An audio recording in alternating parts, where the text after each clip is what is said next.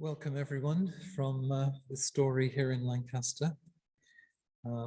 It's great to see you wherever you are in the world tonight, and as you've been arriving, I've been hearing noises of delight as different people have appeared on the screen.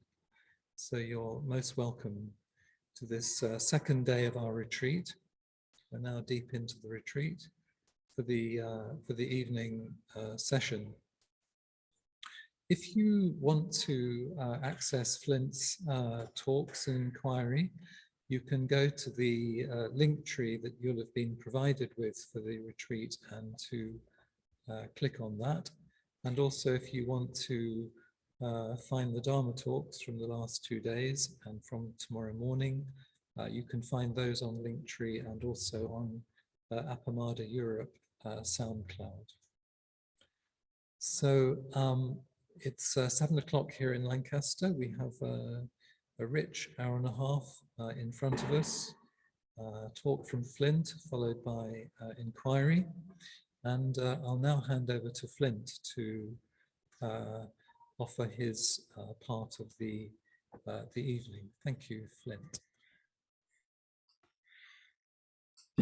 Thanks, Josh, and thanks to everyone for being here. Those of you who are in Lancaster or in the UK, anywhere, thanks for returning in the evening, coming back to our connection.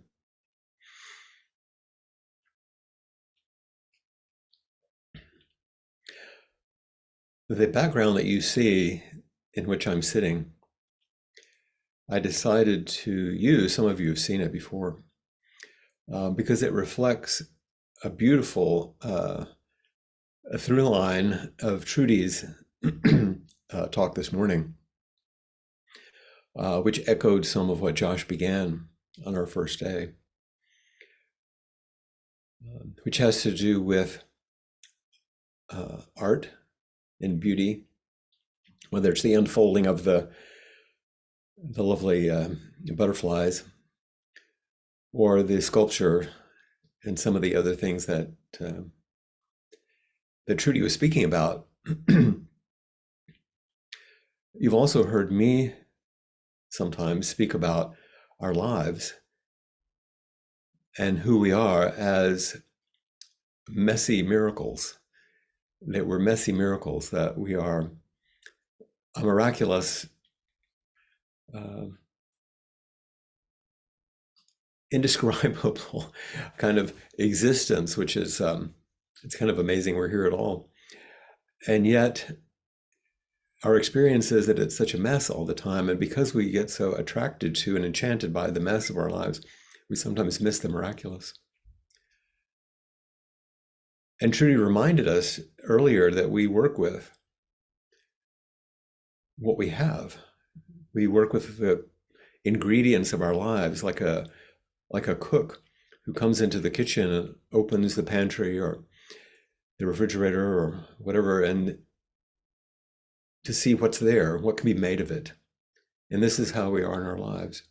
The background against which I'm sitting right now, this virtual background, the entire piece is quite lovely, but it's actually an accident. This is it's a photograph taken by Cassie Wayant, one of our wonderful Sangha members in Appamada, who did the black and white photography paired with Trudy's poems in the gorgeous book that they produced in my Dharma transmission.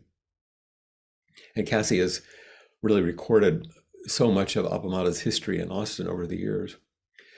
What you see as a photograph behind me is actually the top of a table in a studio at the Laguna Gloria Art School and Museum in Austin, Texas. All it is a mess. It's just where the artists have spilled their paint or oversprayed something or set something down that was round and made the inso. This is a mistake or random activities, which has made such a beautiful piece of art. it's a messy miracle.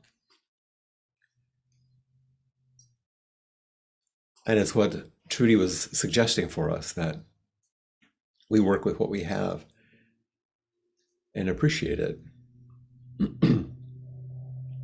But as I listened to her talk and was preparing for my own time to be with you today, I came back to the question that I often do about practice in general, because I think it's the essential question to return to, which is, now why are we doing this? When we get engaged and involved in a retreat and a series of teachings and all the things that go into managing a retreat, we enter that life and it becomes everything. But if you step back and look at it, you think, why are we going to all this trouble? What's this really about? And so I actually think that that's the essential koan in some ways. There are two not exactly opposing, but two positions that relate in this way. The first one is the perspective on life that you might summarize by saying, this isn't it. Like, really? This is it? This can't be it. That sort of incredulous question about this isn't right. There's something missing. There's something not quite right here. This isn't it. That perspective is the foundation of suffering. Then we chant each moment, life as it is. Life as it is the essence of Buddha's perspective. Oh, just this. This is it. This isn't it. This is it. How do we relate to that fundamental question in this miraculous, messy world that we live in? Is there actually something missing? Trudy asked, who is here? What is here? What is already here? What's always been here? And this is where we begin to move to bridge with these seemingly two different perspectives. We're actually the same thing, just two faces of the same thing. What bridge? What's the bridge? Koans are this bridge that turns the heart. And there are three main things that is just a little review this evening, and then I'll go forward. Because with deep practice, with koans or not, but koans are turning and bridges.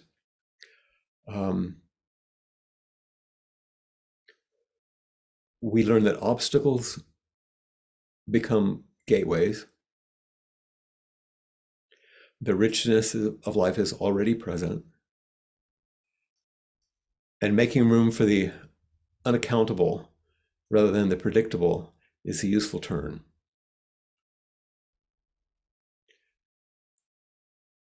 There's a lovely book on koan practice that's written by a Catholic nun. I can't remember her order, but she's also a senior member of the Sanbo Kyodan, which is a lay Zen tradition that's very strong in koan practice in Japan. Ruben Habito, who some of you have read some of his books, I think. I studied with him and did koan practice with him, who is a senior teacher in the Sanbo Kyodan. And her book is called Flowing Bridges. I like that because she references bridges, but it flows. So the first flowing bridge, obstacles become gateways. This is not a unique position. We hear this all the time, that what we think is an obstacle is actually the entryway. I think of it as like cracks in the self-centered dream, where it begins to open up, begins to fall apart a little bit. And through those cracks, as we know from, the beautiful music, that's where the light gets in, but the cracks in the self-centered dream offer us an opportunity to see a little different, a different perspective. One of my longtime students in Austin, is also a senior member of the Faculty of Art at the University of Texas. And she's been a Fulbright scholar in the Orient because she's interested in sacred spaces. So she studied in Japan and also in India. And so many of her art installations now are these sometimes large rooms full of colored objects and things, but there were walls, and there are holes in the walls, and you have to come up and look through a portal to see into the space. And depending on where you look, you see something different. It's a beautiful expression of exactly this. There are cracks in the self-centered dream. We begin to see through not only our own, but guess what? Each other. And as we practice, vulnerability seems to serve as a foundation, not the problem. We're not practicing to get rid of or turn away from or somehow shore up our vulnerability. Those are the gateways, both for the inward turn and also for the relational turn. So the obstacles, what seem like obstacles, become gateways, cracks in the self-centered dream, and vulnerabilities serving as a foundation rather than a problem. Secondly, the richness of life is already present. This is some of what Trudy was asking about and emphasizing today. Pardon me. We forget in the larger sense that life is offering itself to you fully all the time. It can't do anything else. Life is not like another person over there kind of deciding, I'm going to hold back, or I'm going to only give you this, or maybe later. Life is just unfolding. These are all ideas we have. And as all those ideas fall away, there's just the unfolding. There's just completeness, fullness, which that's all there is. It's not holding back. You are. It's not, life isn't partial. Our view is. The richness of life is already present, and we can then live our way into it as we live into the questions. So obstacles become gateways. Everything is always offered to you, and the richness of life is already present. And making room for the unaccountable rather than the predictable is another significant bridge. In John Tarrant's book, Bring Me the Rhinoceros, which Trudy also mentioned today, here's a statement from John Tarrant. He says, well, emptiness is what's left when we take away the thoughts and beliefs that you've constructed around an event. And I'm going to stop there. Emptiness doesn't mean the slate is wiped clean.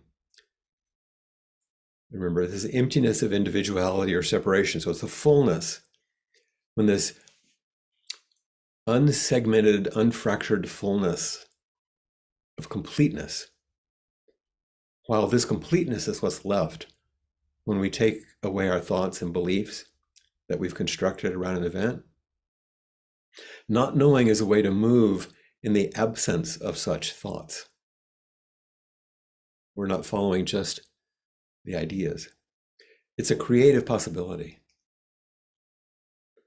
Not knowing who you are allows you to meet an event without pretending it's something else. Not knowing who you are, not clinging to your views, allows you to meet an event, each event, every moment, without pretending it's something other than it is. Something that happened before. Then you might experience just what is happening. Something unpredictable, delightful, dangerous, safe. He says, eating a taco or walking down the street, just ordinary things. You see each thing just as it is.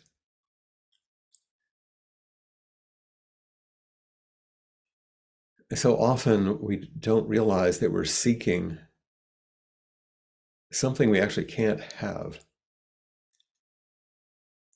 And in the process, turning away from the truth, which is already presenting itself to us all the time.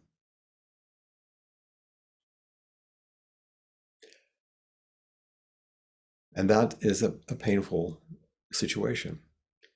This isn't it. Surely this isn't it. But that's just our perspective. We don't want it to be this way. We can't believe it's this way. Oh, this is how it is.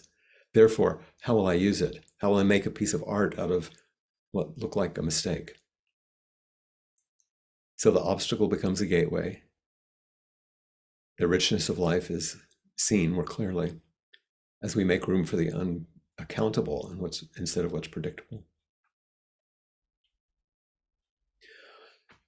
The Han, which is the instrument used to call us to meditation, and I don't think you have one there in Lancaster. It's not something that you're using, but in a temple, of course, it's that piece of wood that's a percussion instrument that sends out a large report, a strong sound that calls people to sitting.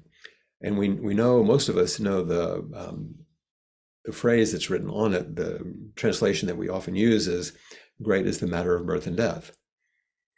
All is impermanent, quickly passing, awake, awake. Don't waste this precious life. Great is the matter of birth and death. Birth and death are the great matter." That's why we're doing this. That's the essence of this life koan, because it's life of birth and death and everything. This is the reason we practice. This is what spiritual practice is about, no matter what the form. And koans are just stories from our Chinese and Japanese ancestors who engaged in the practice that you're engaging in right now. They didn't do some strange esoteric thing back then. They sat in zazen, they did walking meditation, they related to each other, they had meals, they washed up, they went to sleep, they got up.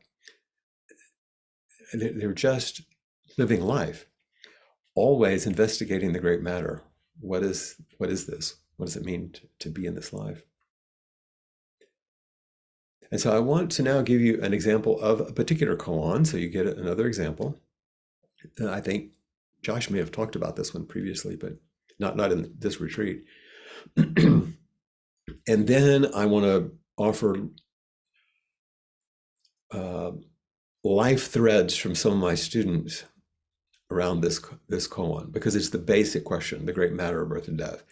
And this is Dogen's case 29 from the Shobogenzo, from his collection. And by the way, in the Rinzai tradition in Zen, koans are worked with in that kind of immediate, trying to pass. A koan is very, very structured. In the Soto tradition, our tradition, we use the stories as ways to teach and to enter them. And so there are different ways to meet them. Here's the one I'd like to talk about. It's Dead or Alive. So Jinyuan, who was accompanying his teacher Daowu, went with him as his attendant because they were going to make a condolence call to a family who had just lost one of their members. It was a funeral. And so they arrived, the family was there, and the young monk who was with his teacher, Daowu, he tapped on the coffin, knocked on it, and looked at his teacher, and he said, "Alive or dead? Like, is this life or is this death?" And Daowu said, "I won't say alive, I won't say dead." And Jinyuan said, "Well, why won't you say?" He said, I won't say." And they finished their ceremonies, their rituals, their attending to the family, and on their way back to the monastery, the young monk said he was irritated. He was very frustrated. So he said to his teacher, can you imagine, you're the attendant to a very senior teacher that you revere, and he says to him, "You should say very quickly to me, teacher, an answer, or I'm going to hit you." And Daowu said, "Hit me if you want, but I'm not going to say." And the young student hit him. And they got back to the monastery, and the old teacher said to the young monk, this sounds like it sounds very British to me. I think you might want to leave for a while. It's very mannered, you know. It was his gentle way of kicking him out. He said, you might want to leave for a while, because when the head student, you know, when John finds out about this, he's going to make some trouble for you. He finds out you hit the teacher. Years later, and Jinwan did leave. He had to leave the monastery. And years later, his teacher, Dawu, passed away, died. And so Jinwan went to Dawu's successor, Xishuang. He went back, and so the next teacher had come up and told him about the story and asked for some help. And the teacher now, Xishuang, said, I won't say life, I won't say death.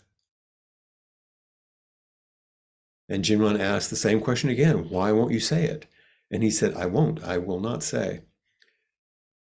And at this point, Jinwan began to have some realization. He began to understand a little more deeply.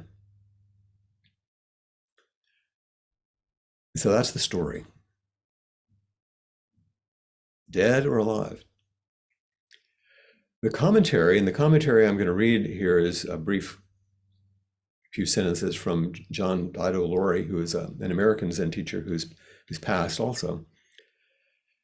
And so it's a little bit Zen-like, but he says, grappling, within the forest of brambles, Zen practitioners the world over probe the question of life and death, because that's our primary question. Before it's realized, it's like a 10-mile-high wall or a bottomless gorge. After it's seen, it's realized that from the beginning, the obstructions have always been nothing but the self. Lost in the double barrier of life and death, the monk has to know. But because of intimacy, the old master won't say. Isn't that interesting? Because of intimacy, the old master won't say. From the time of the Buddha down to the present, this is how it's been. However, if you think this old koan is about the corpse in the coffin being alive or dead, then you too have missed the old master's teaching. There's no place to put this gigantic body. When the universe collapses, it's indestructible. So we could take that, and there's many teachings in there. Grappling within the forest of brambles, Zen practitioners the world over probe the question of life and death. This is what we're doing. And before you understand it, before it's realized, he says, it's like, it seems insurmountable, like a 10-mile-high wall or bottomless gorge. Like you can't traverse it. But once it's seen, it's realized that from the beginning, the obstructions, the wall, the gorge, has just been nothing but the self, attachment to self, the self-centered dream. But when you're lost, this monk was lost in the barrier of life and death, and he had to know, he wanted certainty, he wanted a way forward. But because of intimacy, because of his commitment to intimacy, because of deep compassion, the old master wouldn't give him an answer. Because any answer would tip him one side or the other in this dualistic view. And the master kept saying, it isn't this one and it isn't this one. If you get stuck on one or the other, you're not going to step forward. And this is how it's been from the time of the Buddha. And then in the commentary, Dido Laurie says, if you think this is about the corpse, if you think it's really about that, you miss the whole point.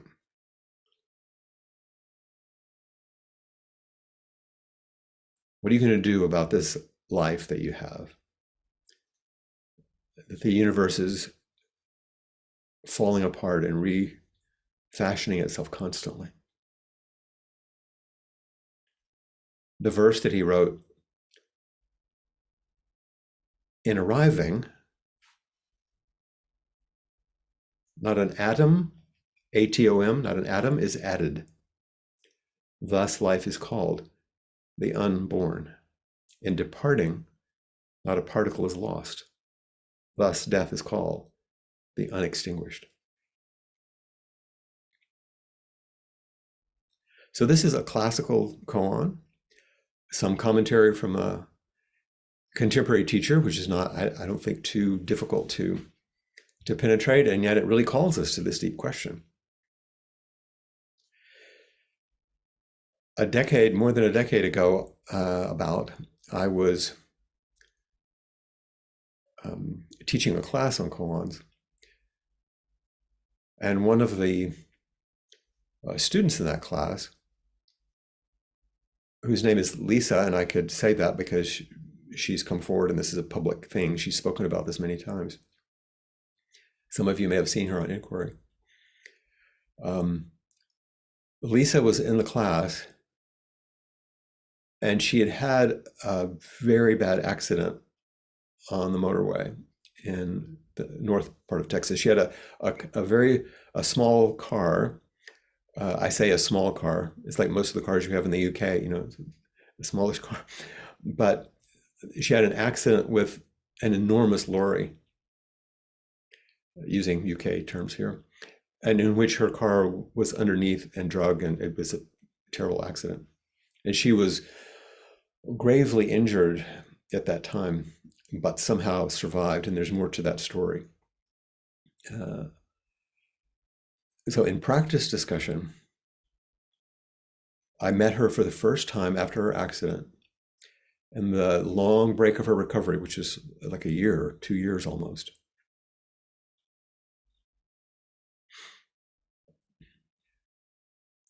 And when we first met for practice discussion, we sat down facing each other intimately.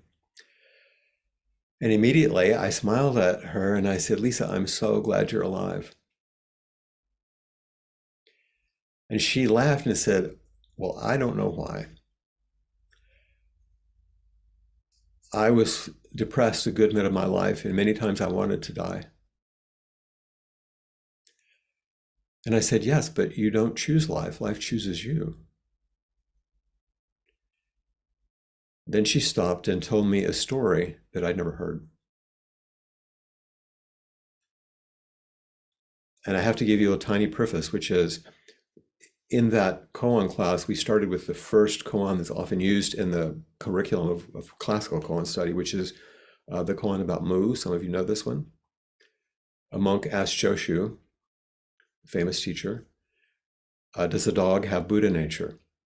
And Joshu said Mu, which in Chinese means no, doesn't have. But the teachings are always that everything has Buddha nature. So what is this response? What does it mean? So this is the entryway to almost all of koans, is this one. We could go on and on about that, which I'm not going to do, but you need to know it, because without going through that initial barrier, they call it, you don't continue in koan practice. And to understand something, you begin to deeply penetrate what this does not. So this is what Lisa wrote to me in a note during the class. She said, "Contemplating Mu is a messy endeavor for me. Mu, not always so. Not this, not that. Mu, neither solid nor immutable. Mu, not me, not mine, not yours." She was just working with, what is this? What is this? And she said, the koan that grabbed me is the one that makes me queasy, dead or alive. The one I just read to you. December 2010, she writes, this is her voice, "I am in intensive care in the hospital. I don't know that. I'm alive. I may die. I don't know that. I have no words for what I know or don't know, since I am not conscious." This is her reflective writing.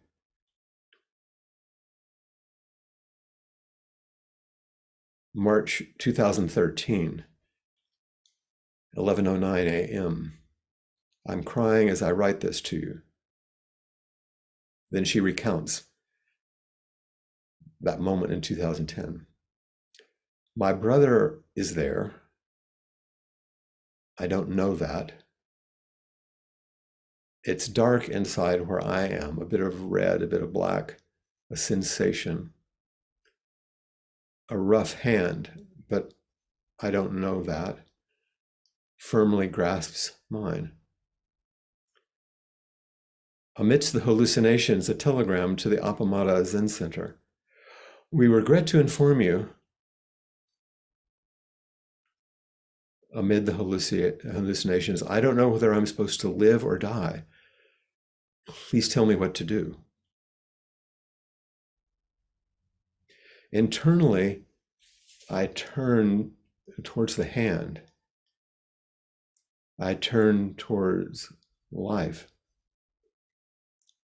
The sensation I recall later is that my whole body rotates toward the left side of the bed where my brother sits, holding me to life. Only much later do I learn that what exactly he was doing, weeping, refusing to let me go. He's holding his big sister's hand in a hospital in Wichita Falls, Texas, by the fluke of synchronicity. My brother, who actually works in Oman and whose home is in Washington State in the United States, holds my life in his hand as though my accident, his reunion with our family, has been orchestrated for this moment. My cousins and aunts have a reunion in the hospital and they enjoy it. My daughters come from Pennsylvania, from Oregon. My sister-in-law comes twice from Fairbanks and Bellingham. Moo. It is not always so.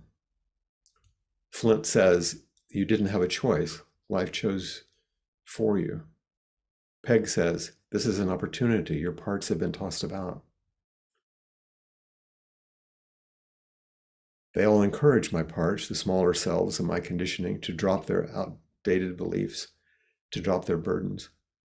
I resist.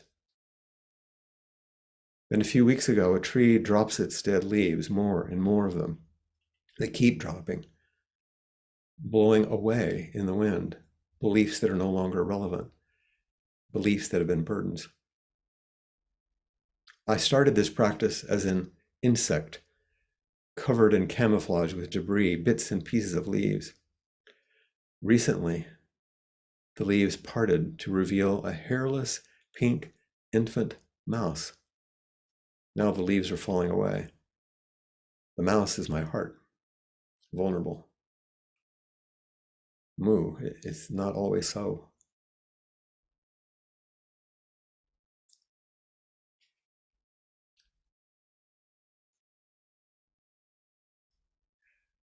I was, maybe you are impacted. I was impacted massively by her speaking so clearly about there wasn't ordinary consciousness available as she turned toward life. There was the intimacy of another there. And yet life turned her. She was turned and she survived. And in that turning and in that survival, things dropped away, so she felt more free. She was so close to death that she was given drugs to make sure that her heart and her internal organs who were struggling didn't die. But it drew blood from the periphery to do that. And in the process, she lost and had to have amputated several of her fingers and half of both of her feet. It was a side effect to the medication. The first time she came back into the Zendo, and it was time for our service in which we were able to offer chip incense. She was in a wheelchair because her feet had not healed. And so everyone was coming forward, and I knew that she couldn't make it. So I got the incenser and took it to her, and she offered her incense. But this is the This is the intimacy. This is how it was her brother's hand then, it was the offering of the incenser. We keep coming to each other, saying, this is life. It looks like this now. This is the mess. This is the horror. This is the beauty. This is everything. And this is what the koans offer us. You may be aware that the chants that we use and the verses that we use are actually small koans. When we chant the 4 practice principles at the end this evening, you'll hear caught in the self-centered dream, each moment, compassion's way. After the morning session, vast is the robe of liberation, a formless field of benefaction. Wearing the universal teaching, I realize the one true nature, thus harmonizing all being. There's an immense amount of teachings and questions in that. Vast is the robe of liberation. And Kim Nichelle, who's also one of the senior students in the Open Doors Zen community in Madison, Wisconsin. Some of you know Kim lost her son who had suffered from mental illness and had died tragically just 1 year ago. The anniversary was just a couple of weeks ago. So she's had to face this in this past year. And in a communication to the Sangha, now I'm shifting to her koan story from Lisa's, Alive or Dead. This is what Kim offered. She said, a month or so ago, I was listening to a Dharma offering by Flint at one of his Tuesday inquiries. As usual, we started by chanting the verse of the robe, vast is the robe of liberation, the one I just offered you. And right after the chant, before he began his talk, Flint said, remember, what is vast is liberation, not suffering. What is most vast is liberation. She said, it was just a side note, a pebble dropped in the water, but his words pierced my heart. I was in the car driving, and what welled up in me was a strong, no, you are wrong, Flint. What's more vast is suffering.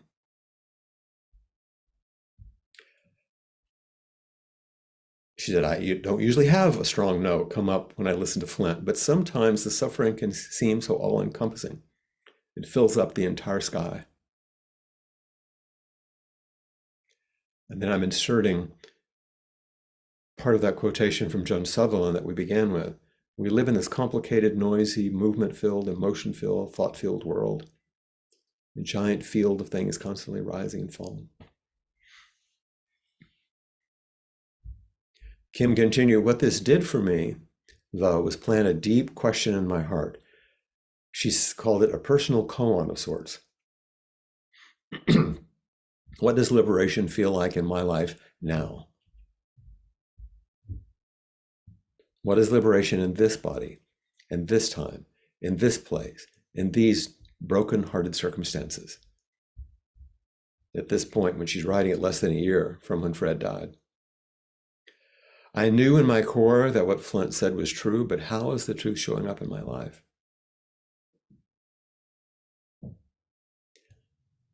The second part of Joan Sutherland's statement, we're hoping to be increasingly at ease with the world as it is, which means looking for the through line underneath sound and silence, movement and stillness.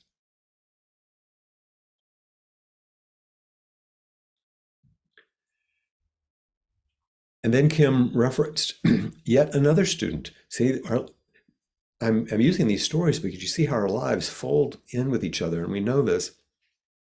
Kathy Rashke, who's been head student at the Open Door Sangha, also wrote to the Sangha in one of her greetings earlier, had said that a Georgetown University historian in the United States, Marcia Chatelain is her name. She had heard a documentary about the American 19th century Black leader Frederick Douglass. I don't know if some of you in Europe or the UK have heard of Frederick Douglass.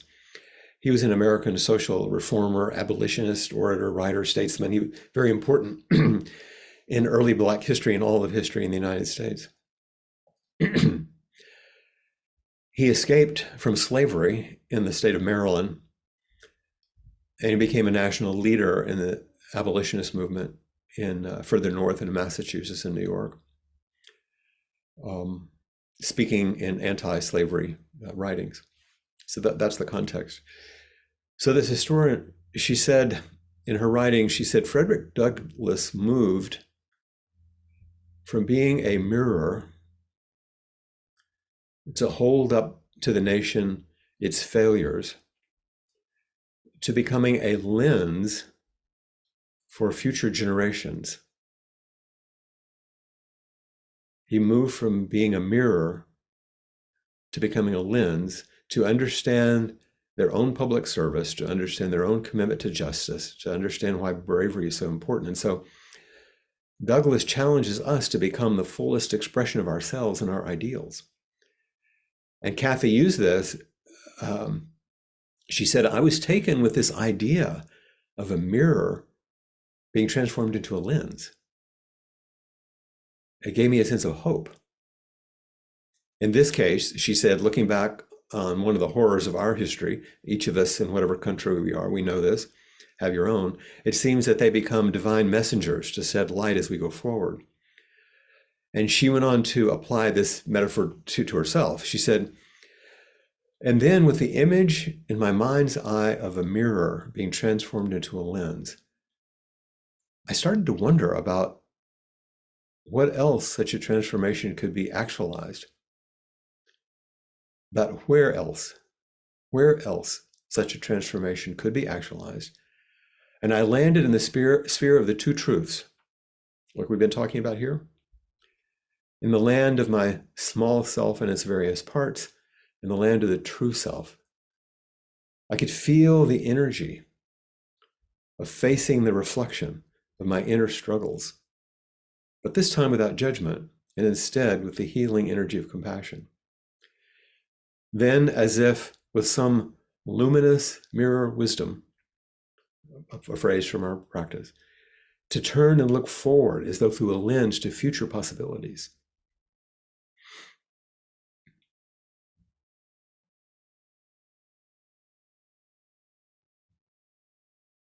I'm going to pause here for a moment. There's a dedication that we use for our groups often, which would be appropriate for us. It goes like this: may all awakened beings extend with true compassion their luminous mirror wisdom. Their luminous mirror wisdom. And there's more to that, but so once again, I'm coming back to Kim now. Kim said, reading Kathy's offering reminds us in a deep way of how this luminous mirror wisdom resides in each of us. When we do the chant, all awakened beings extend with luminous, that's you. Our lives are a unique mirror, our unique lens on life. And Kathy also reminded me of a koan, another koan written in the 13th century, one that Trudy has spoken about at other times, the Zen mirror of Tokeji. And this koan goes like this. And this is a true story. In the convent of Tokeji, they had a great mirror, a big, big mirror. And the founding abbess, Kakuzan Shido, would meditate in front of it in order to see into her own nature. So she would sit facing a wall, but that wall was a mirror. Later generations of nuns would practice zazen in front of the mirror, concentrating on the question. Listen to the question. Where is a single feeling, a single thought in the mirror image at which I gaze? That one in the mirror, where are the thoughts? Where are the feelings? And each abbess of Tokeji in succession would write a verse and respond to this mirror practice. The following verse was composed by the fifth abbess, Princess Yodo. Heart unclouded, heart clouded, standing or falling, it's still the same body. heart clouded, heart unclouded, standing or falling, it's still the same body. No matter what you think, no matter how you feel. Success, failure, clear, unclear, completeness. This version of this koan you can read about in the Hidden Lamp, collections of stories by female teachers from the whole history of Zen. And this one, there's a reflection that's offered by Zenju, Earthland Manuel, which some of you know. She wrote the book on the shamanic bones of Zen, and she was a Dharma sister of mine. She's one of Blanche's Dharma transmitted students. And after reading Kathy's offering, Kim said that she revisited the koan and she was struck by these words in Earthland's reflection. So this is now Earthland. And take this as a real question for yourself. She says, if we are willing to look long enough in the mirror of Zazen, past seeing ourselves as objects, we have the potential to see that we are nature itself. She doesn't say we see our true nature. We see that we are nature itself. We are born, we will die, just as the trees, flowers, and animals in the wild do. And sometimes in Zazen, we can see that the mirror is clear. No clouds, no dust. The human condition is set aside. I'm not old, middle-aged, or young. I'm fulfilled in my own spirit.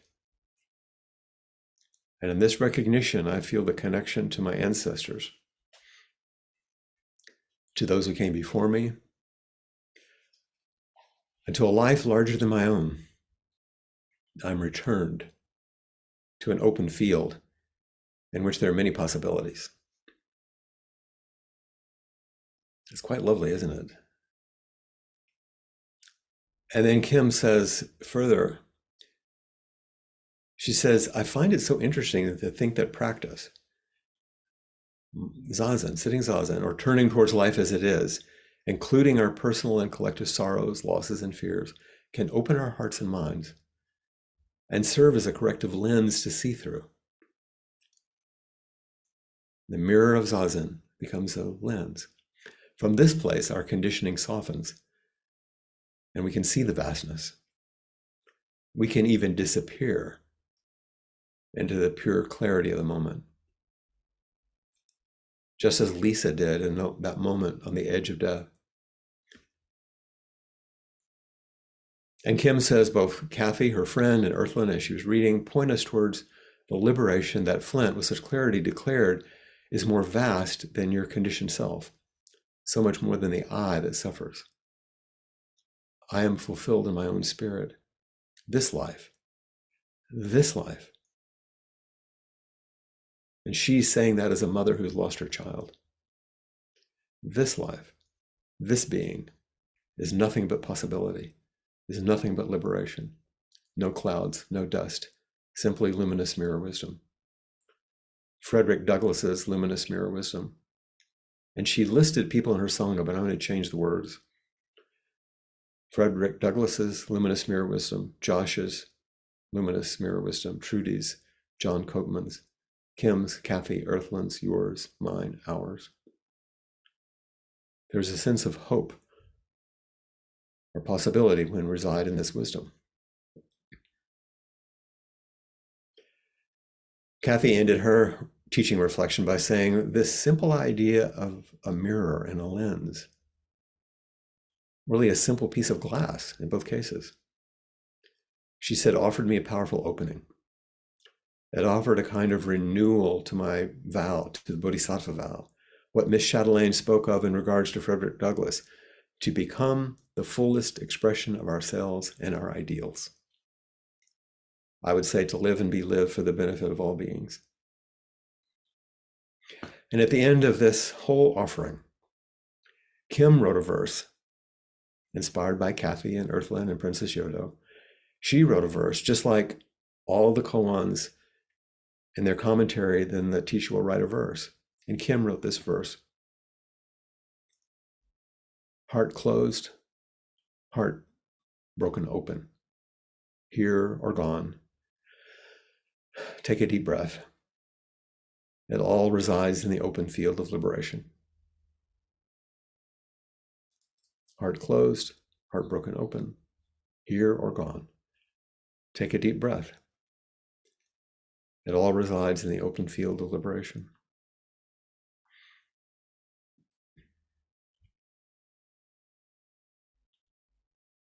So I take the time to recount these stories and let them weave themselves together of students like you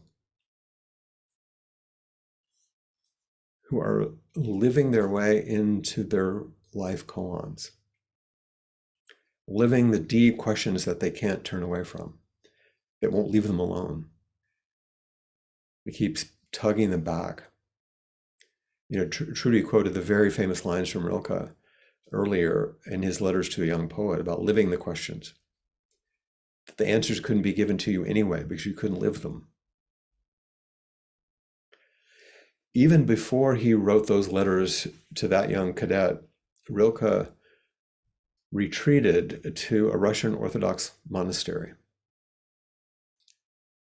deep in the frozen northern territories and wrote a series of poems called, in its publication, Rilke's Book of Hours, H-O, hours, not hours, but the time hours.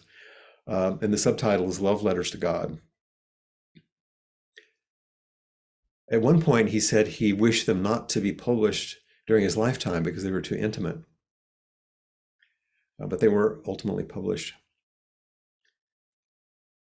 And this question about how are we to live? What is this life? How does our true self come forward? Here is one of his responsive, and it's in two pieces. This is a translation by Anita Barrows and Joanna Macy.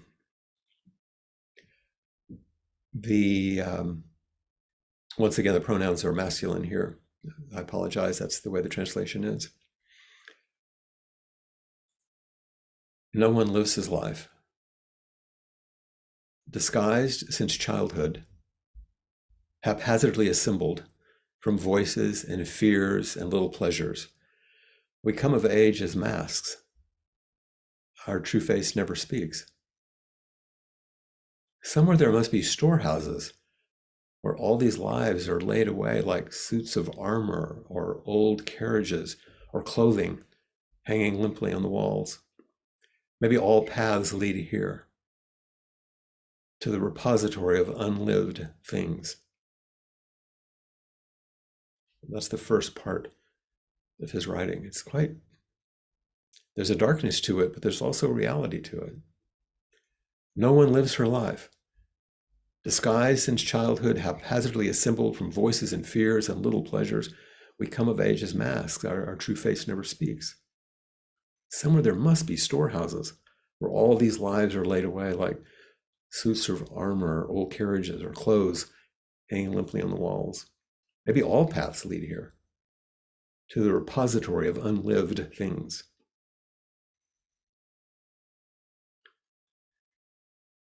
There's a whole teaching at Internal Family Systems there, John, isn't there? You can hear this.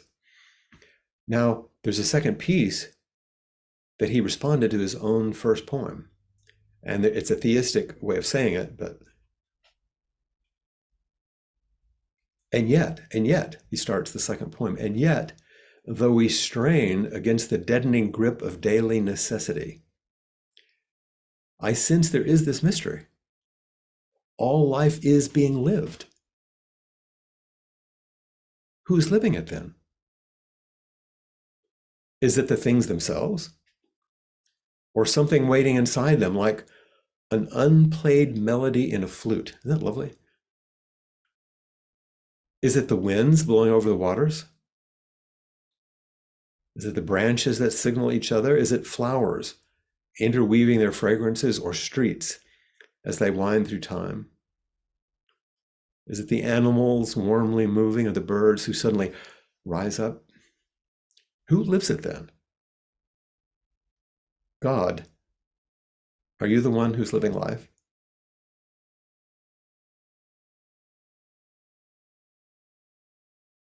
And yet, though we strain against the deadening grip of daily necessity, I sense there is this mystery. There is this mystery. All life is being lived. Who is it living it then? And then we have the questions of the koans. Is it the things themselves? Or something waiting inside them, like an unplayed melody in a flute? Is it the winds blowing over the waters? Just seeing Morecambe Bay. Is it the winds blowing over the waters? Is it the branches that signal each other in the wind? Is it the flowers interweaving their fragrances in those beautiful gardens in Great Britain? Or the streets that wind through time? Is it the animals warmly moving or the birds that suddenly rise up? Who is it then? And then he asked a question in the monastery where he was, God, are you the one who's living life? I would say it a different way. Is this life that's being lived the thing we call God? Do we make up that term to point to what's being lived? But here's the deep question. Are we living our lives? Are we willing to actually live our lives? There's a quote that Josh brought to my attention from D.T. Suzuki where he said, the Zen document, he called it, as if you were given something, is the one each of us brings along to this world at birth, like our body, our karma, and tries to decipher before passing away. The Zen document is the one we bring along to this world at birth and try to decipher before we pass away. These are our questions. We want to shine a light where things are dark. This is our core ideal, enlightenment. But maybe we actually begin to realize that illumination might only be found in the dark, in the inconceivable, not in the light. And the oldest poems that we use and the things that we chant in our liturgy in Soto Zen, light and dark, dark stands for the absolute. It doesn't mean you can't, like you're hit. Dark is the absolute, because in the dark, there are no distinctions. Everything's one. Everything's flowing together as one thing. It's in the light that we see the distinctions. That's the relative. But we often think of it as the other way.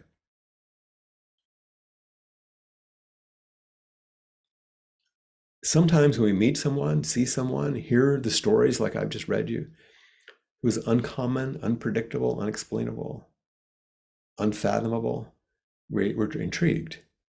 What is that? Who is that? Like when I saw Blanche bow for the first time, it's like, what is that? Because we want things to be common, predictable, explainable, and fathomable. Then we can rest and aren't challenged from our habitual way of living life. Thinking that we can finally live because now we know, not realizing that we're dying by making everything small and predictable. John Tarrant said, the inconceivable, ultimate reality is around us all the time. All we need is for someone to not fulfill our expectations. For everything to fall away. And it's like, oh, wait a minute, I don't get to rest here. And that's actually the teacher's job. And it's kind of counterintuitive, but it's also life's job. Or it's just its reality. It will pull the rug out from under you all the time and support you constantly. And so the koans in our practice questions our answers. It doesn't answer our questions. Our answer to life is the way we're living our life. That's our answer. And then it starts questioning that. And we begin to feel our off-balanceness, and doubt becomes a gateway to spaciousness. Our questions are often designed or to conceal or camouflage our helplessness and our fear. But what if we're just wild, like Trudy was talking about? We're not looking for clues, like little crumbs that we can solve a koan. We're not going to solve life. You're not going to solve your life. You're going to plunge into the story. You know, when you sew a rakusu, with each stitch, and there are many, you're chanting Namo Kiibutsu. Namo Kiibutsu. I plunge into the life of Buddha. I become part of the story. Can you become part of your own life and all of its wildness in which everything belongs? This wild energy that Trudy invited us to. You know, this is the reason why most people aren't actually all that interested in true awakening, because it's terrifying. It's not tidy. And it doesn't necessarily look good. And it's not pretty or modest. It's raw and unpredictable, as Trudy said. We shift from this longing, as the way Joanna Macy says it, to explain and predict and control life. And let's face it, most of us come to practice thinking, okay, we're going to have a new way to explain, new way to predict, new way to control. It's just a spiritual one, a Zen one. And sometimes we say, well, we're shifting from that to appreciating our life. Well, there's truth in that, but that even sounds too pretty. Like, oh, appreciate, so, oh, it's really nice. No, appreciate meaning actually meet it as it is. That's way too tidy. It's worse than you think. And I don't mean that in a negative way. It's more marvelous than you think. It's just bigger than you, because it's bigger than you can think. It's outside of conception. It's the embodied inconceivable. And because of this longing to find a way to illuminate what was dark and to turn ourselves from this mirror to a lens to meet life in its fullness, and the courage that it takes to do that, which of course is love and care, all of that is summarized in a poem you've heard me use way too much. I think it's in the collection that we gave many times, but I'm going to read it anyway. It's not long. Marie Howe, Annunciation. You know, Annunciation is the word that you often hear biblically in terms of when the announcement came that truth was arriving. Something was going to be born. And so imagine that this is a poem as a reflection on everything we've talked about right now that turns into the lens of how we begin to see our life differently. Even if I don't see it again, even if I don't see it again, nor feel it, I know it is. And that once it hailed me, it ever does. And so it is myself. I want to turn in that direction, not as towards a place, but it was a tilting within myself, as one turns a mirror to flash the light where it isn't. I was blinded like that and swam in what shone at me, only able to endure it by being no one. And so specifically myself, I thought I would die from being loved like that.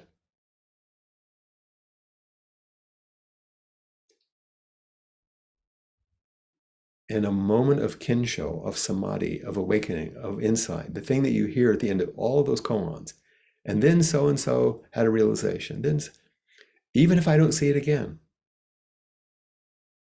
nor ever feel it, I know it is. You can't not know it after that. And that once it hailed me, it hailed me. I didn't get it. If once it hailed me, it ever does. It's always there. And so it is myself. I want to turn in that direction, not as towards a place. You're not going to get anywhere, but a tilting within myself. As one turns a mirror, you capture the light and to flash the light where it isn't.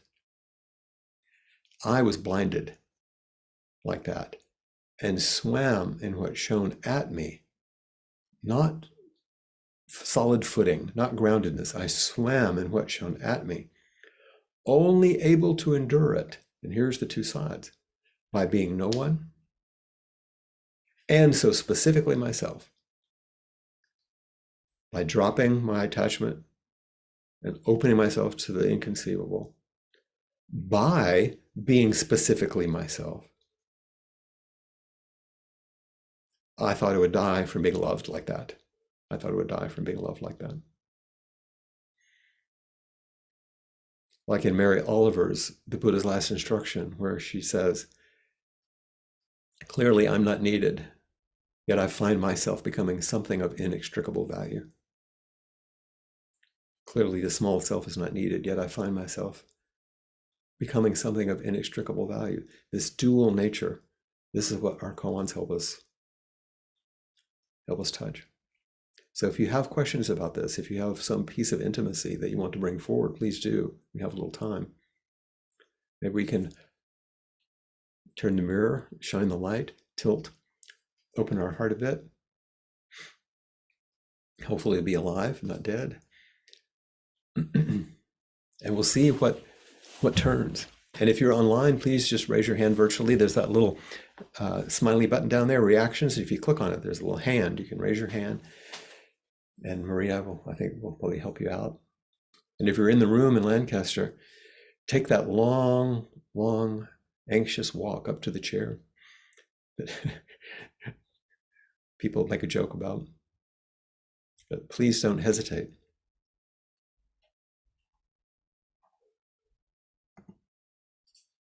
I think Maria will unmute you probably. Hi, Flint. It's good to see you up close. It's good to see you too.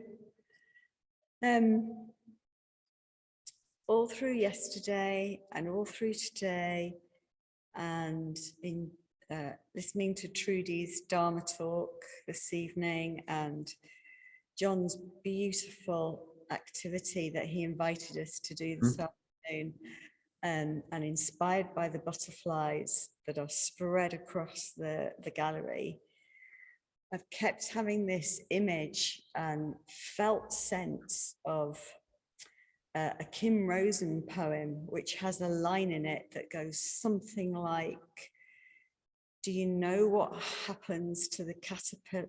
Trudy might have to help me. Do you know what happens to the caterpillar when it goes into its cocoon? You liquefy. Mm-hmm. And that letting go of the ideas of who I am, delusions about my life,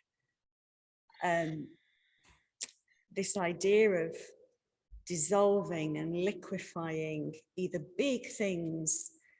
I'm inspired by Karen talking about dissolving her professional life, or just smaller kind of dissolvings and liquefaction.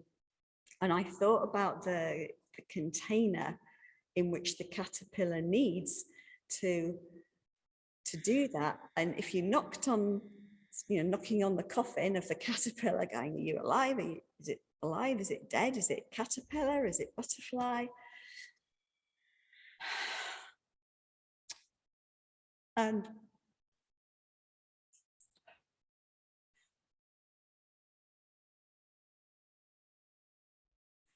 for me, the cocoon or the container in which to liquefy is just this. Mm-hmm. And what was coming up for me was, yeah, I don't mind liquefying and changing. It's terrifying, it's painful, it's horrible. But what if just this liquefies? What if actually all the people here and everybody on the screen is mortal and they're not going to be around? And where's the container where we liquefy then? And I'm fairly certain that nobody is immortal. That way. But it's that I think I want reassurance from you. This is my question.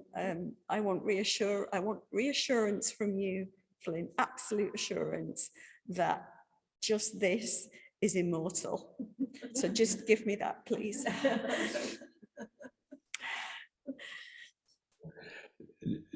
In the largest sense of those words, just this is all there ever has been and all there ever will be. The Sangha, called just this, was created, so it's conditioned, so it will pass away, just like you, just like me. You continue to do this. Let your hand be there. But look at mine. And imagine for a moment that mine is on top of yours. If you want, you can even put your other hand up to mimic it, just so you can feel it. But there I am. That's me.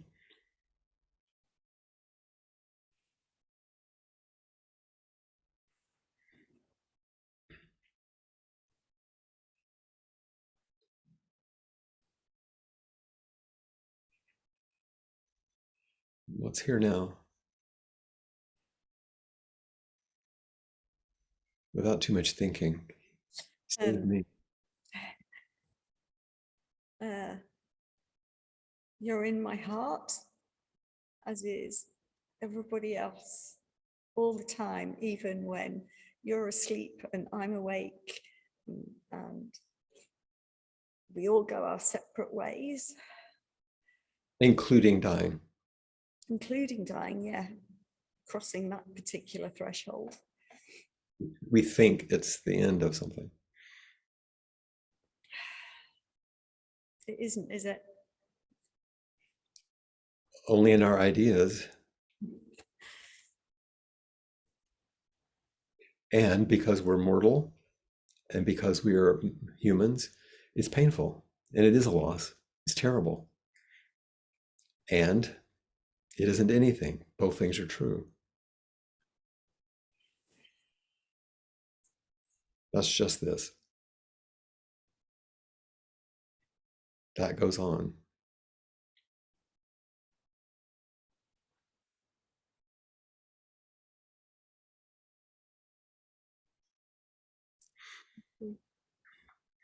In the, excuse me,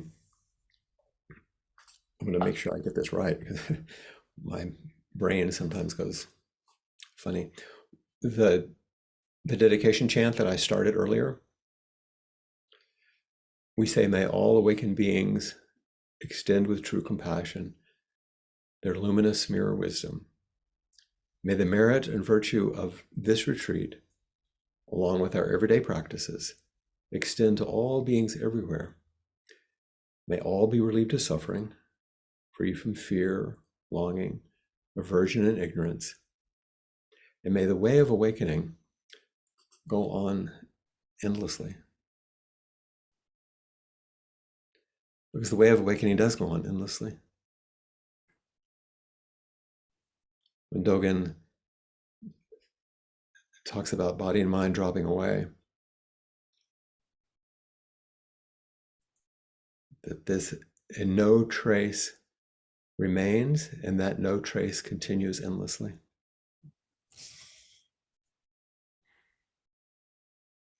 We want a trace to continue, but actually it's no trace that continues, but it is endless.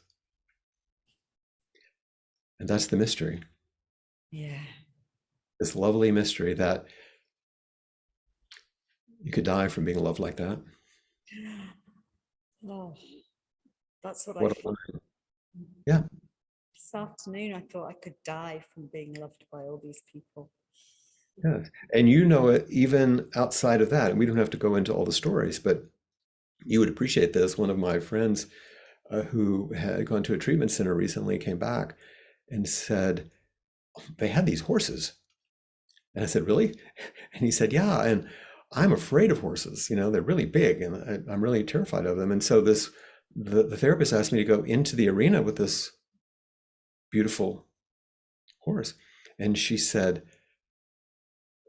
go get the horse, you know, And he said, every time I approached the horse would go away. And so we came back and she said, are you afraid? And he said, yeah, I'm afraid. Go stand in the center and without using your words, just tell the horse that you're afraid. Don't say you're now not afraid. Say that you're afraid. And let that be your mantra, your meditation. He stood in the middle and he said, of course, in a very few minutes, there was this nuzzling. For having avowed his fear and his vulnerability. And the horse came and said, oh, and you know this. I do know that. It's your work.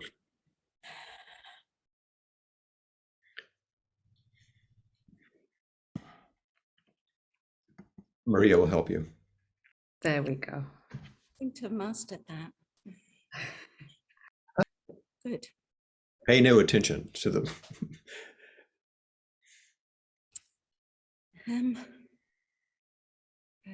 God, I can't remember which day. Yesterday, I think. Or was it today? A Koan.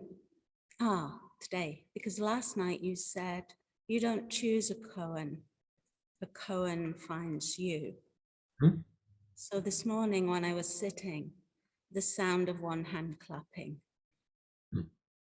just came.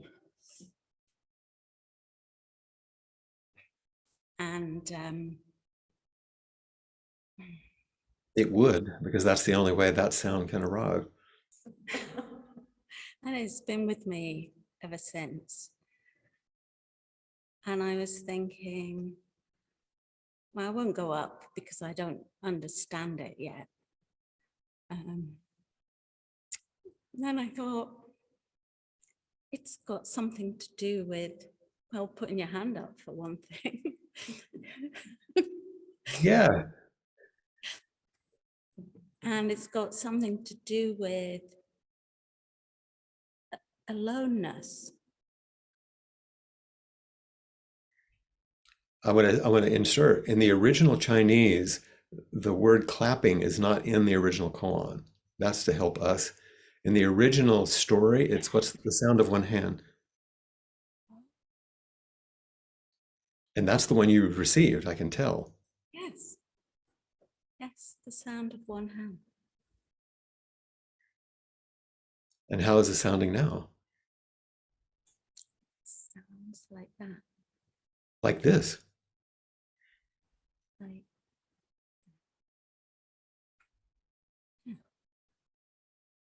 With Jill, it was like this.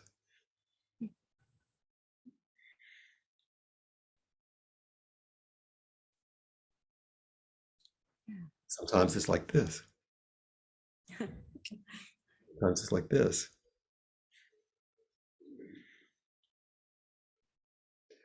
like, Whatever you think you understand, know that you've gone off track.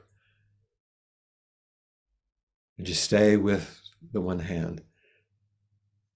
Let it keep unfolding. I know you've probably done this. I was looking at my hand the other day and I thought, oh my God, it's my mother's hand. And you see the spots and the things, I don't know about you, but, or I watch the way I do something and I think, oh, that's the way my father did that. Or more appropriately, I have this persistent and very deviling bit of arthritis in my wrist that I remember my father complaining about. And he's smiling now, although he's not here. Like, yeah.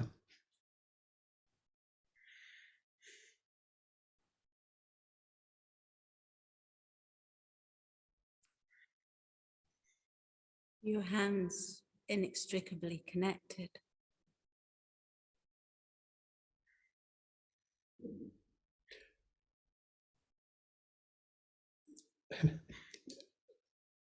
Can I tell you another animal story? Not distracting you?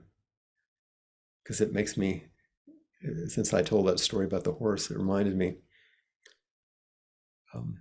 some friends of ours here have a large sailboat, or did, and they were anchored in one of the bays off of Lanai, the island that we can see from our house close by. And the bay is not particularly a pretty place. It's industrial, people come and go, but there's a huge reef off of it that's quite gorgeous. And it was a January day in Hawaii, so it was cool, but not the kind of cold waters you have there. And there were hundreds and hundreds of dolphins had arrived that morning in the early light before dawn. Really, they were everywhere. And so my friend and his wife decided to get in the water and with their snorkels to go out among them. And they did. And the dolphins, they're spinner dolphins. They come and spin. They did their thing like they always do. They give you a wide berth, but they hang around and make their chattery noises. And he said at one point, they were so intrigued and loving it so much that he said he reached over and took his wife's hand so they would swim holding hands. And immediately, the dolphins paired up and began to come to them right in front, 2 by 2, as if to say, yeah, we know this. Yeah. And they were, of course, weeping inside their masks as they were reflected in that mirror, even across a species. And the lens of this sort of universal love that poured through the ocean.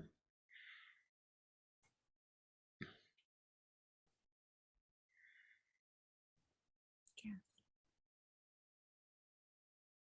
I think it's why we do this, the relative and the absolute, and we bow to it.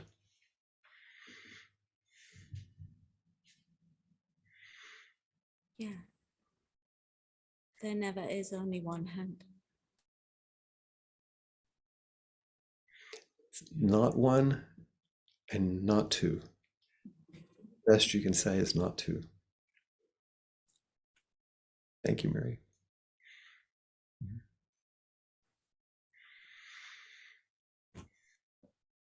We have Claire or Jan, or both. We'll get 2 for 1 here. Okay. I don't do so well with not knowing. You too? No, it's not my favorite. No. I have to teach it. Yeah. That's part of why Blanche insisted that I do traditional koan study with Ruben.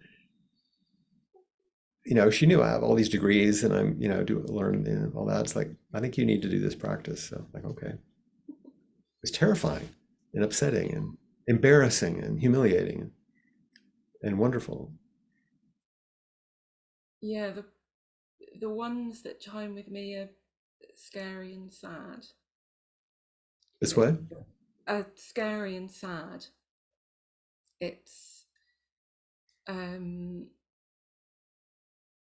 it makes me feel very afraid, and I want to know so much. It's sad that I don't get that. I don't get what I want, because what I want is You will get to know a lot because you're a very brilliant woman and you're very engaged in the world. And so you'll learn a lot. It won't prevent you from learning things and knowing things. It's just that there's something beyond the knowing. Yeah, I think I want to know, like I want to know what happened and I want to know what to do. Like I want to know in a way that gives me certainty, and I know that I won't get that. You will learn that just like Lisa did when she was in her coma. It's just that it won't give you certainty. You will learn the answer to the question. It just won't be a certainty. The koan that you would probably be given at this point would be one, how do you step off a 100-foot pole?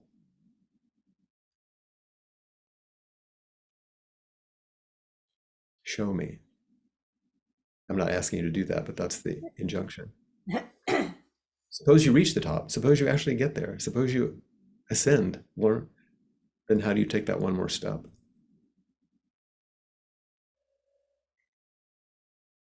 So just make that your companion.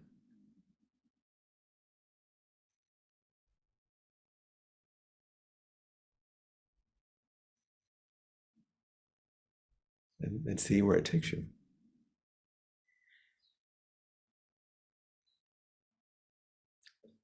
Your knowing won't be wiped away. The things that you have some certainty and groundedness about will not be destroyed. There's just more if you don't cling to it as the only refuge. That feels a bit relieving. Yeah. You can breathe into that one. Yeah. Okay, well, stop there then. That's a good place. Otherwise, you'll get yourself nervous again. Yeah. And I think we're going to have to stop pretty quickly too. So thank you. Yeah, wonderful. We have one last hand up, looks like. Alistair.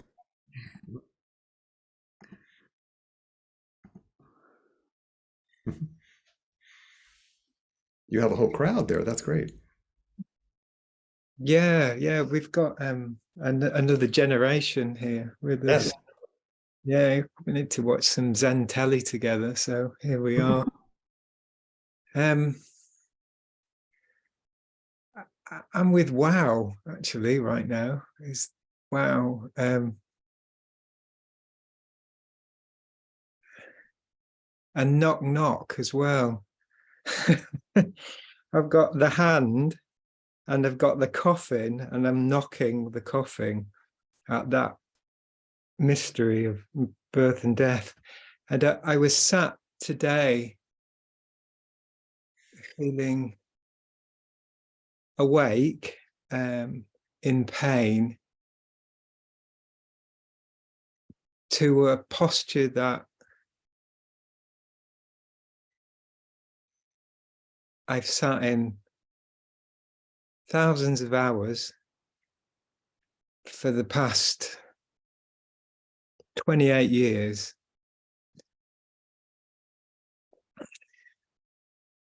Going, what is this? Congratulations.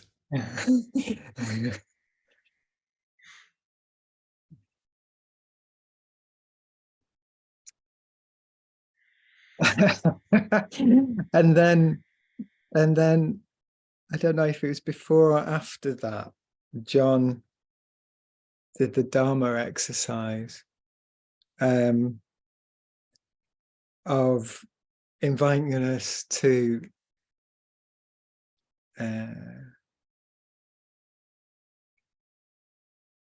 let go of self, really, you know, look at how we identify ourselves in the world. Just loosen the knot a bit. Yeah. And I kind of, you know, oh, that. Oh, that. And I kind of just kind of went dreamy and was okay, just keep letting go. And am I the wind? Am I the breeze? Or am I the noise? And then I went to, and I still get hung up about how the dishes are washed. Yeah, that'll go on forever. Yeah. That won't ever change. Yeah. So there's something that is immortal, huh? You remember the famous quote in the middle of a retreat when Suzuki Roshi said to his students, all the problems that you're all having right now will continue for the rest of your life. And then he laughed.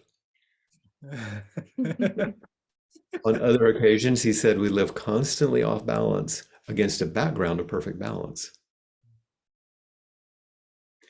The two sides remain. You're going to still be your dreamy Alistair self. And that Alistair self emerges and will pass away just fine within wholeness and completeness. and all that operates together. And you don't get to be the center of it, the director or conductor of it, or to even understand it all, but you can marvel in it as you do. That's just go back to the wow and stay there. Okay? Okay, that's clear. Good. Thanks for a new generation. See you.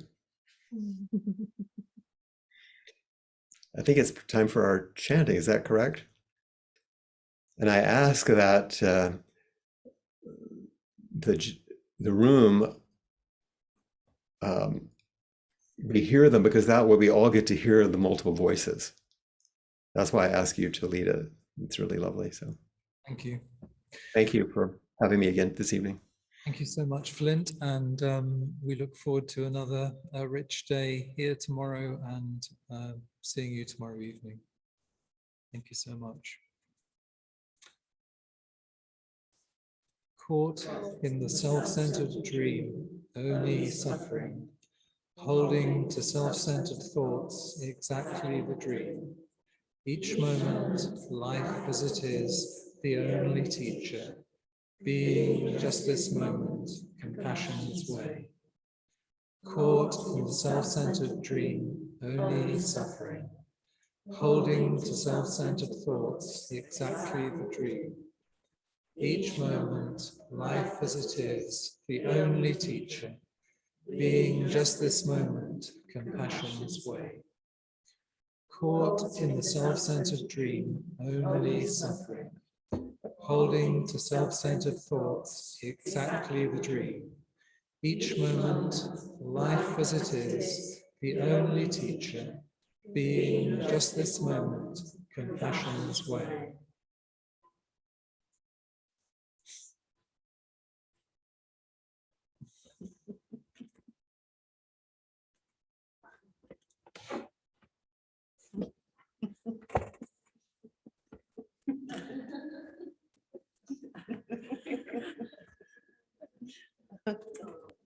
Bye bye, everybody. Night night.